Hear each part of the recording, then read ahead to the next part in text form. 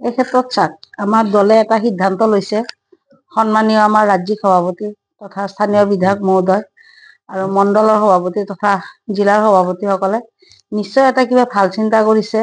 আৰু ভাল চিন্তা কৰি টিকেটৰ পৰা বঞ্চিত, মই টিকেট বিচাৰি নাছিলো, তথাপিও মই ভাবিছিলো যে খেলিম বুলি।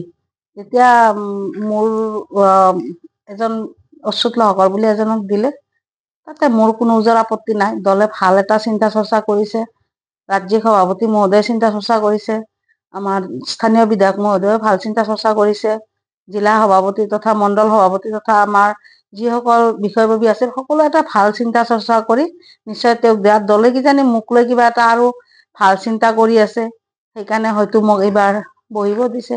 কিন্তু মই দলৰ হৈ কাম কৰিম। দলৰ যিহেতু আমাৰ প্ৰাৰ্থী, তেখেতসকলক জিকোৱাৰ কাৰণে অহৰহ চেষ্টা আমি কৰিম। কাৰণ বিজেপি দলত নিষ্ঠা আৰু সততাৰে কাম চলে। আৰু মই যিহেতু যোৱা 5 বছৰ আঞ্চলিক পঞ্চায়তৰ সদস্যৰ পৰা আঞ্চলিক পঞ্চায়তৰ সভানেত্ৰী হৈছিলো, যোৱা 5 বছৰত মই ভাল কাম কৰিছো।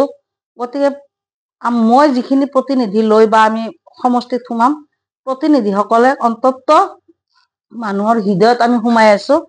ভোট চিপ্ৰাত আছে হওক, এই যে কোনোবাই হওক কথা নাই, কিন্তু ভোট আমাৰ বিজেপিকে দিব, সমৰ্থিত প্ৰাৰ্থীকে দিব। এইকাৰণেই দিব কাৰণ বেয়া কাম যদি আমি কৰি গলো হয়, তেতিয়াহ'লে আমাৰ প্ৰাৰ্থীসকল যাৱাত ৰাইজৰ মাজত অসুবিধা হল হয়।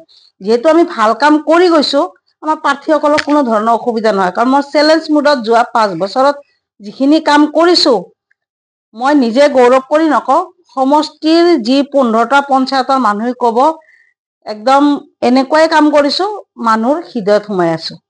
হয়, চাওক 10টা ৱাৰ্ডৰ আমাৰ 10টা ৱাৰ্ডে আমাৰ জিকিব প্ৰাৰ্থী। যিহেতু এইবাৰ নিৰ্দলীয় ৱাৰ্ডৰ সদস্যসকল নিৰ্দলীয়, আৰু আমাৰ 2টা কেণ্ডিডেট ZPC আৰু AP মেম্বাৰ। গতিকে চাওক, AP মেম্বাৰ হিচাপে যিখিনি কাম কৰিছো, ৰাইজৰ হৃদয়ত থাকি কাম কৰিছো।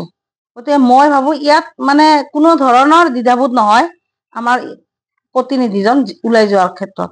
আমাৰ ভাতৃপ্ৰতিম নিপন ভূঞা, তেওঁতো আগৰ পৰাই সমাজ সেৱক বা ছচিয়েল তেওঁ, গতিকে তেওঁক মই আন্তৰিকতাৰে শুভেচ্ছা জ্ঞাপন কৰিছো। আৰু লগতে যি আঞ্চলিক পঞ্চায়তৰ সদস্যজন আছে, তেওঁকো শুভেচ্ছা জ্ঞাপন কৰিছো। বিপুল ভোটত আৰিমত্ত বৈদ্যগড় পঞ্চায়তো জয় হব, এইটো মোৰ এটা দৃঢ় বিশ্বাস আছে।